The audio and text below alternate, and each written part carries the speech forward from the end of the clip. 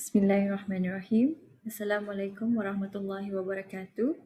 Para hadirin dan hadirat yang dihormati sekalian, selamat datang ke sesi webinar bagi Expo Pengajian Tinggi secara atas talian 2021.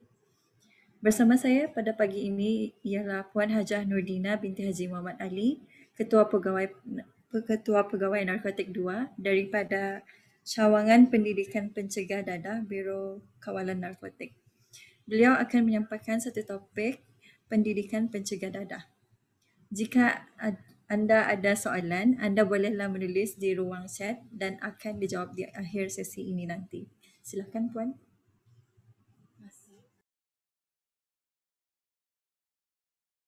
Assalamualaikum warahmatullahi wabarakatuh dan salam sejahtera tuan-tuan dan puan-puan yang dihormati serta adik-adik dan anak-anak yang disayang. Dalam mengharungi ranjau kehidupan sehari-hari, kita menempuh banyak cubaan dan kita perlu tahu membuat pilihan di antara yang baik atau tidak baik, yang sesuai atau tidak sesuai. Termasuk juga langkah untuk meneruskan sesi pembelajaran dan membuat pilihan yang sesuai dengan diri anda. Banyak kriteria perlu dilihat seperti jenis kursus yang akan diambil, tempat yang sesuai dan lain-lainnya. Sebelum dapat melakukan perkara ini, seseorang seharusnya dibekalkan dengan ilmu di dada dengan mengetahui perkara-perkara seperti apa, kenapa, bagaimana dan sebagainya. Juga seperti dalam konteks saya pada pagi ini iaitu mengenai pendidikan pencegahan dadah, kita perlu mengetahui apa dia dadah, kenapa dadah berbahaya, apakah kesannya, dan sebagainya untuk menjauhi diri dari gejala dadah. Bak kata pepatah, mencegah adalah lebih baik daripada mengobati. Kita perlu membuat pilihan yang baik untuk meneruskan perjalanan kehidupan kita kepada yang lebih baik lagi, insya-Allah. Dalam konteks saya pada waktu ini, saya Hajah Nurdina binti Haji Muhammad Ali, Ketua Pegawai Narkotik 2, Cawangan Pendidikan Pencegahan Dadah, Biro Kawalan Narkotik akan menerangkan secara ringkas mengenai pengenalan dadah yang disalahguna dan kesan-kesan penyalahgunaan dadah, Undang-Undang Dadah, Akta Penyalahgunaan Dadah, Sindikat Antarabangsa Dadah, serta nasihat dan saranan. Seperti hadis Nabi Muhammad SAW dari Ibnu Umar radhiyallahu anhuma, Rasulullah SAW bersabda, "Kullu muskirin khamru wa kullu muskir haramun wa man syaribal khamr fid dunya fama huwa yudminuha lam yatub lam yashrabha fil akhirah." Yang bermaksud, segala sesuatu yang memabukkan itu khamar, segala sesuatu yang memabukkan itu haram. Siapa saja meminum khamar di dunia lalu ia meninggal dalam keadaan kecanduan dan tidak bertaubat, maka ia tidak akan meminum khamar, yakni yang penuh nikmat di akhirat. Hadis riwayat Muslim nomor 2003. Sebelum saya meneruskan dengan lebih lanjut lagi, mari kita lihat video mengenai pengenalan dadah. Video pengenalan dadah.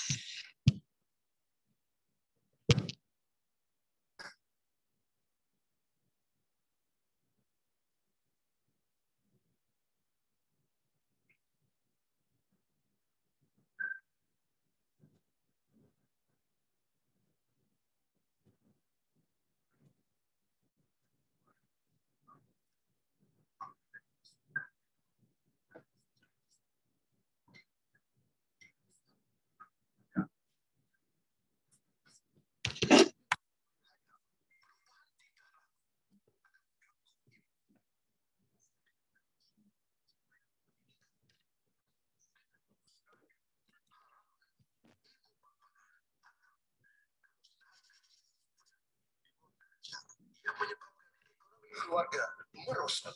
Kesan kemungkinan jangkitan AIDS menular kepada keluarga atau ibu yang hamil sebagai penagih akan memberi kesan sampingan kepada anak dalam kandungannya. Berbincanglah dengan keluarga atau kaunselor mengenai tentang bahayanya penyalahgunaan dadah. Sentiasalah ingat, tenun akhlak tanpa dadah.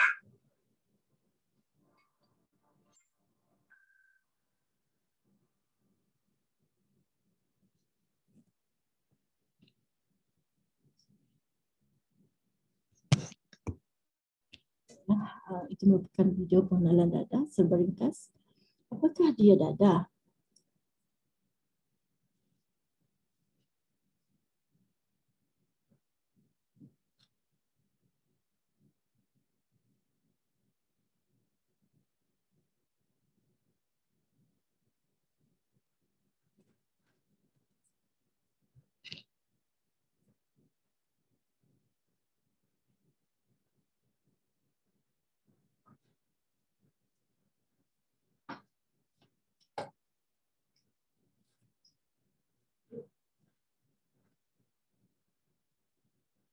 Apa dia dadah?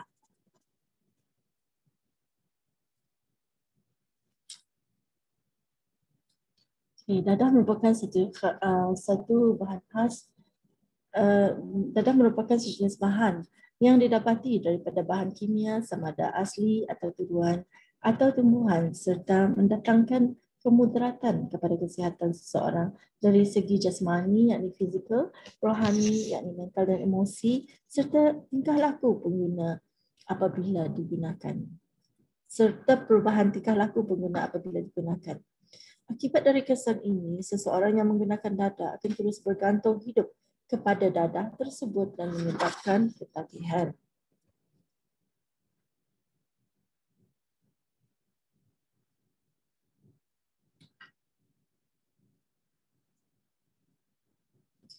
Apakah jenis-jenis dadah yang disalahguna di negara Brunei Darussalam? Jenis-jenis dadah yang disalahguna di negara Brunei Darussalam adalah metamfetamin yakni syabu, cannabis yakni ganja, ecstasy, ketamine, Aramin 5,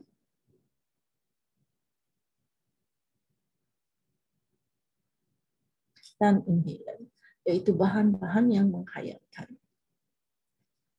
Kita akan mengikuti lagi sebuah video mengenai menunjukkan seberingkas video kesan dadah pula.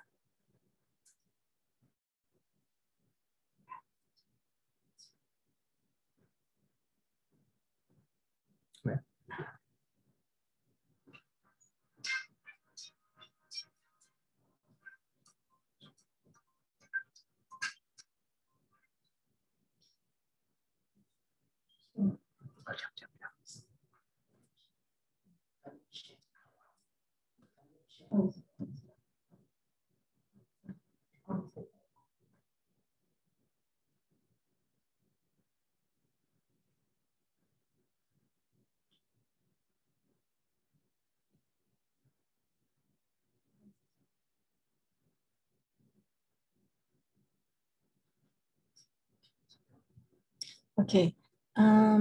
Metamfetamin yakni syabu. Syabu adalah merupakan dadah jenis stimulan dan dikategori di bawah dadah kelas A.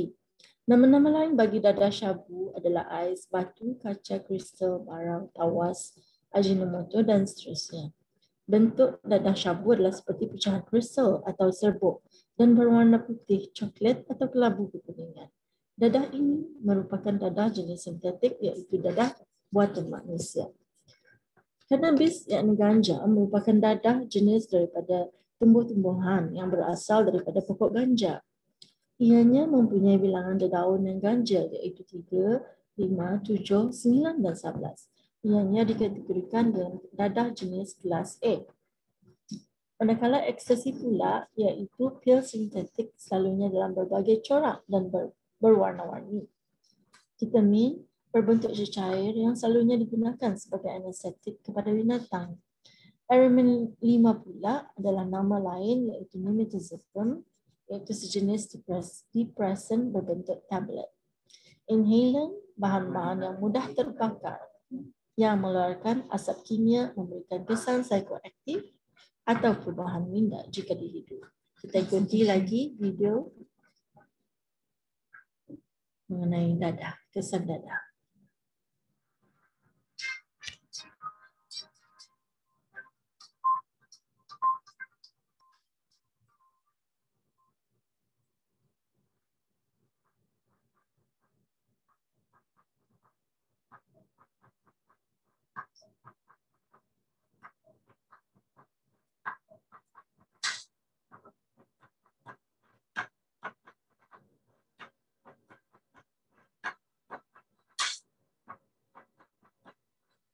Kawalan Narkotik bertanggungjawab dalam pembenterasan penyalahgunaan dadah melalui peruntukan undang-undang di bawah Akta Penyalahgunaan Dadah Tunggal 27 untuk menahan dan mendakwa sesiapa saja yang disyaki terlibat dengan penyalahgunaan dan pengedaran dadah di negara berdarussalam. Sama-samalah kita mencegahnya demi keharmonian negara kita ni yang kita cintai. Jika ada sebarang maklumat yang mencurigakan berhubung dengan kegiatan penyalahgunaan, sila hubungi talian 2448877 waktu pejabat, hotline 87774444 selepas waktu pejabat atau email ncb@narcotics.gov.pm.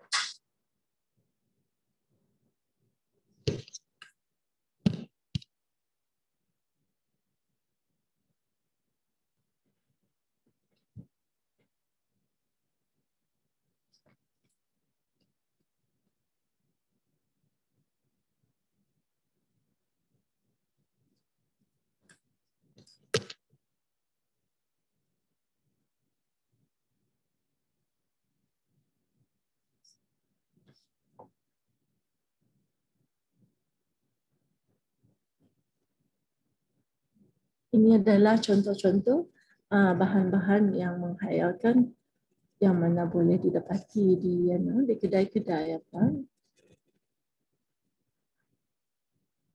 yang boleh disalahgunakan.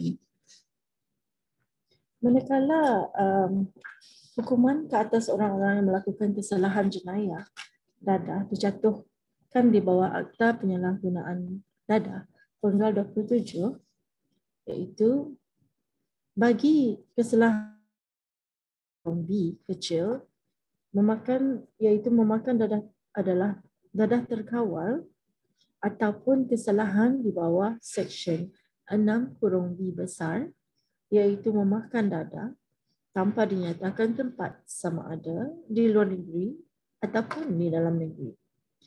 Sabit kesalahan maksima 10 tahun penjara dan denda RM20,000 Brunei atau kedua-dua sekali.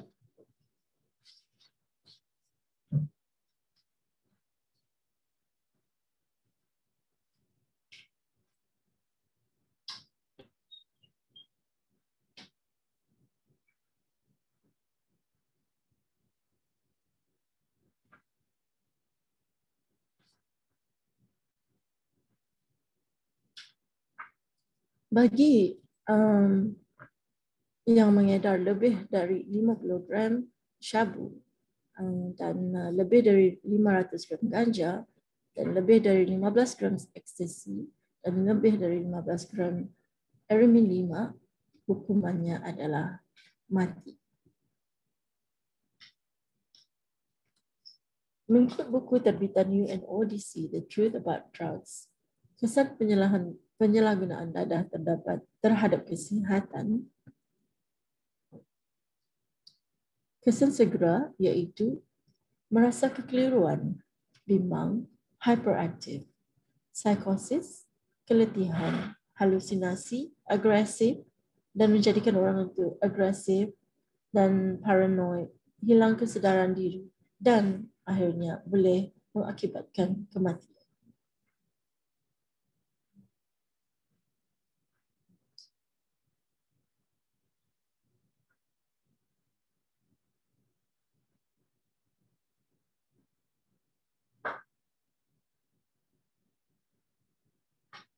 Kesan kekal yang akan terjadi adalah seperti tekanan darah, kemerosotan ingatan, masalah hati, masalah pernafasan dan jantung, penyakit saraf dan juga akhirnya adalah kematian. Ini di antara lain kesan-kesan akibat dari menyalahgunakan dadah. Dan termasuk juga ketagihan.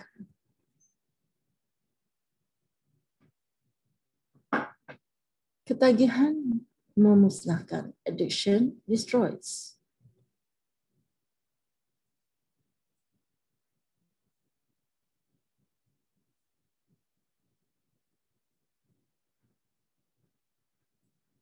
ini adalah apa yang akan terjadi jika seseorang itu ketagih. Dopamin neurotransmitter akan merasa gembira, suka dan bagus. Dan tetapi otak penagih di mana dopamin neurotransmitter dihasilkan berlebihan 2 ke 10 kali ganda, yang mana adalah lebih daripada yang sepatutnya berlaku. Dan ini menghasilkan ketagihan. Ketagihan mempengaruhi otak, melibatkan kehendak kuat untuk mengambil dadah, kesukaran mengawal penggunaannya, perubahan tingkah laku, tidak ambil peduli walaupun tahu akibat buruknya, dan adalah menjadi satu cabaran untuk seseorang itu untuk pulih. Okay, ketagihan akan menjejaskan hubungan keluarga dan menjejaskan kerjaya dan bermacam-macam lagi.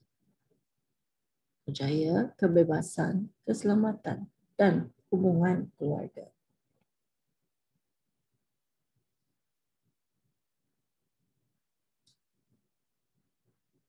Okay. Menjejaskan hubungan keluarga, sikap akan menjadi berubah, agresif, dan keluarga dipergunakan, sering menyendiri, tiada kepercayaan kepada diri sendiri, menjadikan seorang itu tiada nilai moral dan ikatan akan terputus. Manakala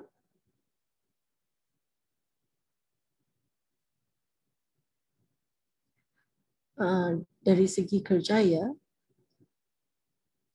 akan berlaku kesilapan lewat, yakni tidak hadir kerja, kemerosotan dan hubungan yang menjauh, dan akhirnya boleh mengakibatkan dipecat dari kerja.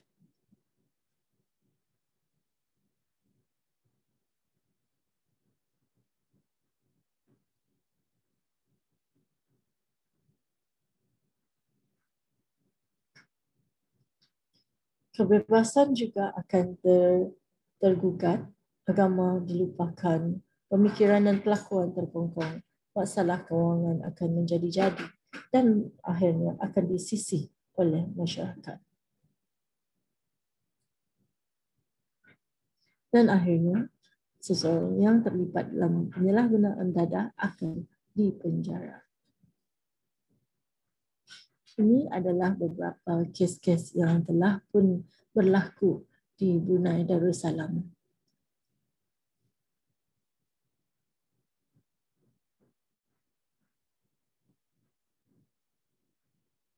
Ianya menjejaskan keselamatan pada diri seseorang dan juga boleh mengakibatkan orang lain seperti kemalangan di jalan raya ataupun terjadinya jenayah-jenayah lain seperti curi, rompak dan lain-lain.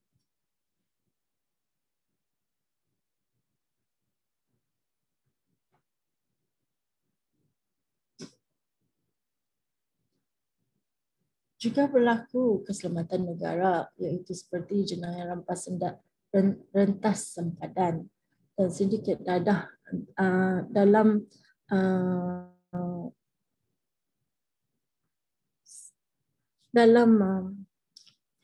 memasukkan dadah yang diseluduk. Kita akan ikuti video yang seterusnya mengenai sindiket antara bangsa dadah.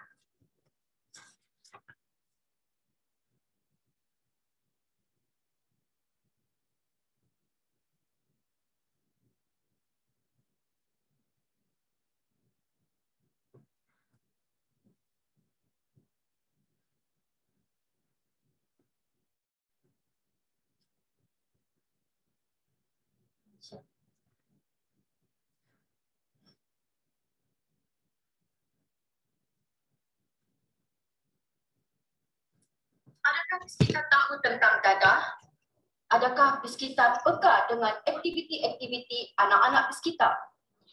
Adakah kita tahu tentang sindiket dadah antarabangsa? Dan adakah kita tahu jika anak-anak kita mungkin terlibat dengan jenayah ini?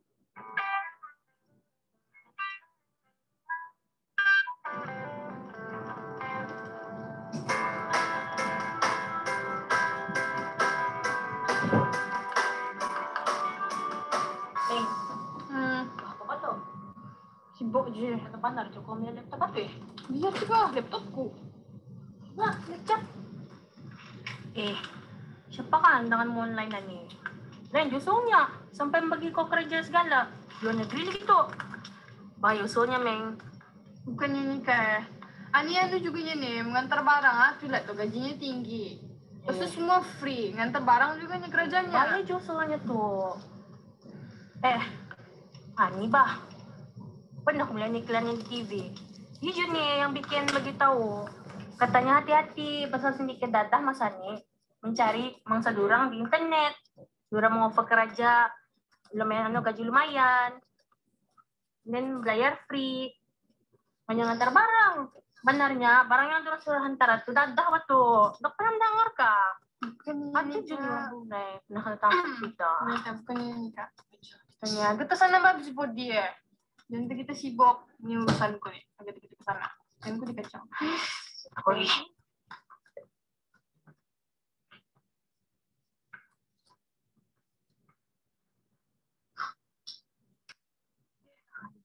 Akhir sudah. Meng.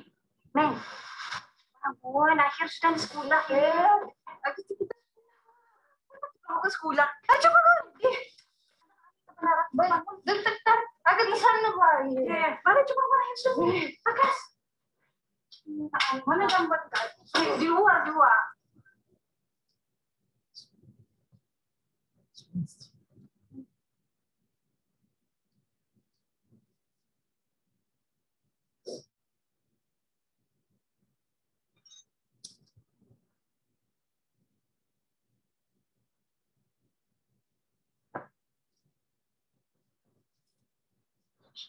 Ya. Penakhir ulit. Betul yang kalian bangun. Parang yang terakhir.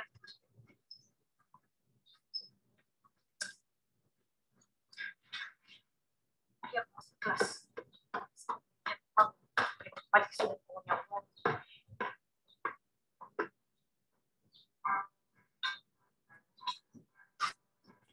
Hello yo.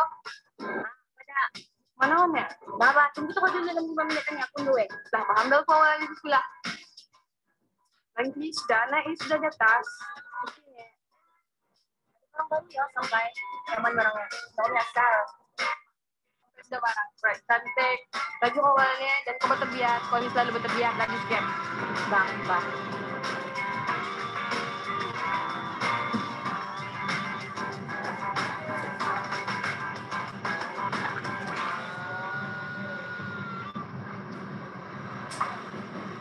Yo bro.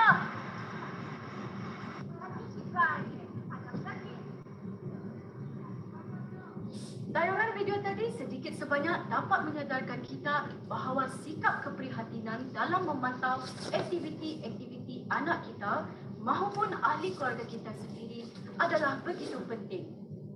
Ini disebabkan kerana dadah tidak mengenal usia, taraf mahupun kedudukan seseorang. Kita semua tahu bahawa sifat ini mencuba dan mudah terpengaruh adalah di antara punca-punca utama mengapa mereka terlibat dengan penyalahgunaan dadah. Oleh itu, sama-samalah kita sentiasa beringat akan kepentingan peranan kita dalam memastikan mereka tidak terjebak dengan penyalahgunaan dadah.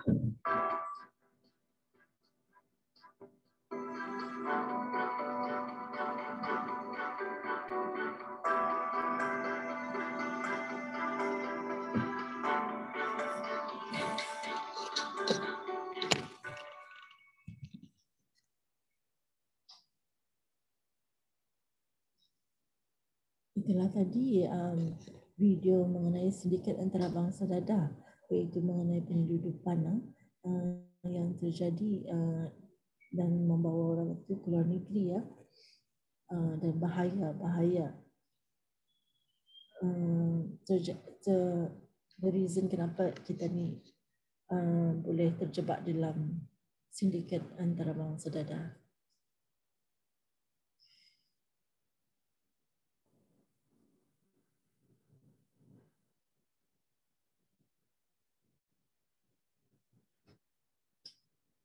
Ini adalah keratan akhbar mengenai terjadinya sindiket antarabangsa dadah yang berlaku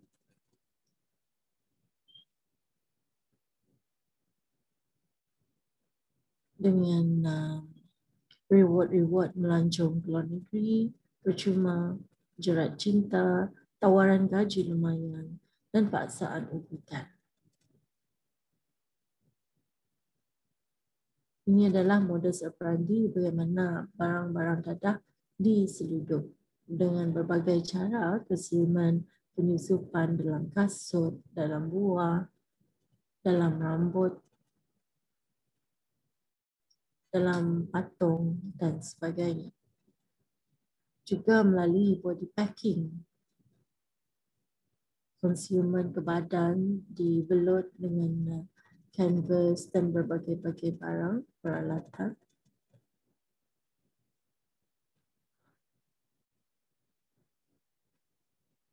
Dan juga secara detailan pembawa truck new akan menelan dadah itu dan membawanya ke dalam belayar ke sesuatu negeri, satu destination. Dan sesudah sampai akan dikeluarkan melalui sistem perhadapan manusia. Ini juga keratan akhbar, sindiket antarabangsa yang terjadi. Tips untuk menghindarkan diri dari terjebak: tanam sifat berwaspada, jangan mudah menerima bungkusan, berhati-hati ketika online media sosial dan jangan mudah terpedaya. Jangan menyalahgunakan kemudahan internet dan pertimbangkan sesama awak. Akhir sekali, hendaklah awak bijak memilih kawan. Ini adalah sebabnya kenapa kita ni perlu menjauhi dari penyalahgunaan dadah. Kita ni hendaklah love your life. Sayangilah kehidupan untuk mencapai kebahagiaan dan kesejahteraan. Bagaimana kepercayaan teguh pada agama, kawal sifat ingin tahu dan ingin mencuba, iman yang kuat, matlamat hidup yang betul, memaksimalkan peluang. Kehidupan itu adalah satu perjalanan yang mempunyai pelbagai cabaran dan penuh dengan pilihan. Love your family. Sayangilah keluarga. Menjejaskan orang yang diselingkuh adab, pertama sekali yang akan tergugat ialah keluarga. Tanpa keluarga, siapalah kita? Menghargai pengorbanan ibu bapa, tempat kita bergantung kala suka dan duka. Menghargai kepercayaan dan menjadi contoh role model.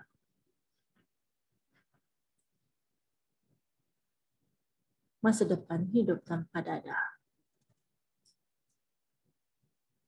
Kejayaan, dapat kerja, ini adalah contoh-contoh role model.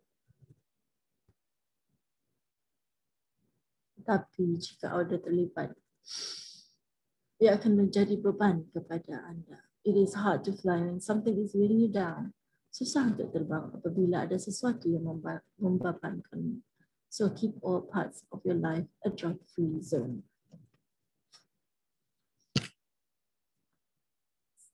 Sebagai mengakhiri sesi ini pada pagi ini, Biro Kawalan Narkotik ingin menyeru kepada orang ramai jika ada mengetahui atau mempunyai sebarang maklumat yang berhubung kait dengan penyalahgunaan dadah agar dapat menghubungi melalui talian 244-8877 yakni waktu pejabat atau hotline 8777-444 di luar waktu pejabat. Semoga dengan adanya kerjasama daripada orang ramai akan dapat menghindari masyarakat terjerumus dengan penyalahgunaan dadah. Katakan indah kepada dadah, say no to drugs, hidup sehat tanpa dadah, keluargaku bahagia tanpa dadah. Buatlah pilihan yang bijak, pilih yang terbaik. Fikir dulu sebelum melakukan sesuatu, pilihlah teman yang sesuai. Akhir kalam, semoga berjaya dalam bidang yang akan diikuti nanti. Wabillahi taufiq wal hidayah. Wassalamualaikum warahmatullahi wabarakatuh. Sekian. Terima kasih. Terima kasih Puan Hajah Nordina. Seterusnya kita akan beralih ke sesi soal jawab. Di sini ada soalan dari Alpha Skula bertanya, apakah itu psikosis? Psikosis.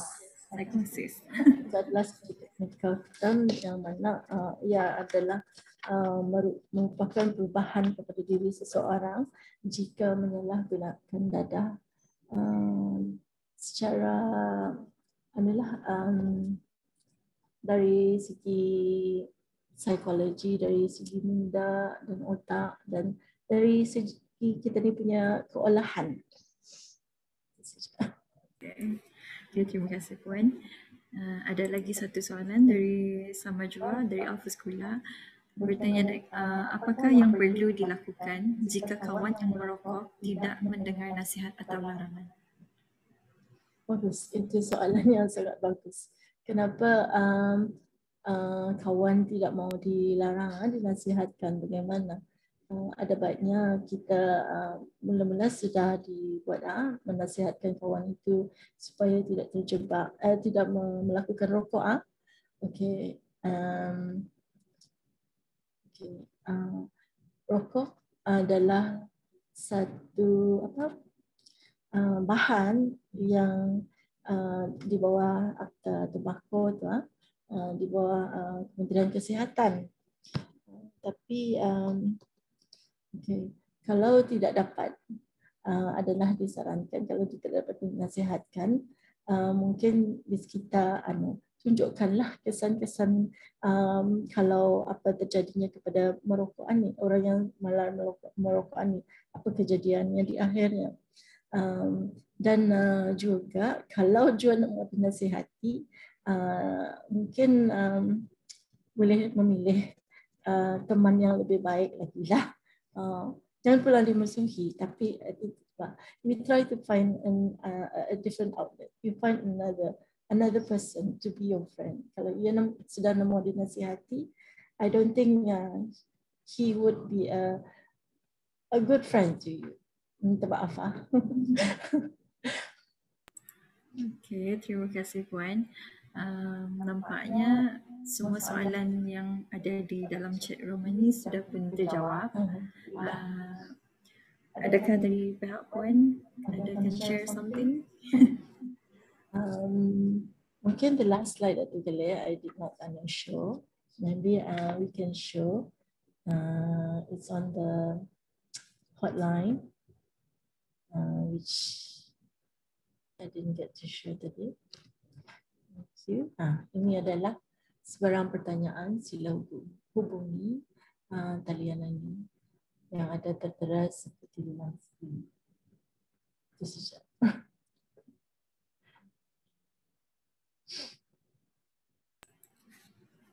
Okay, terima kasih kepada Puan Hajah Nordina dan semua partisipan. Kalau ada sesi pertanyaan, bolehlah kontak Biro Kawalan Narkotik sekena present ini. And then terima kasih kerana menyertai sesi webinar Expo Pengajian Tinggi secara atas talian 2021 pada pagi ini. Sesi seterusnya akan bermula pada pukul 2 petang nanti. Sekali lagi terima kasih dan Assalamualaikum warahmatullahi wabarakatuh.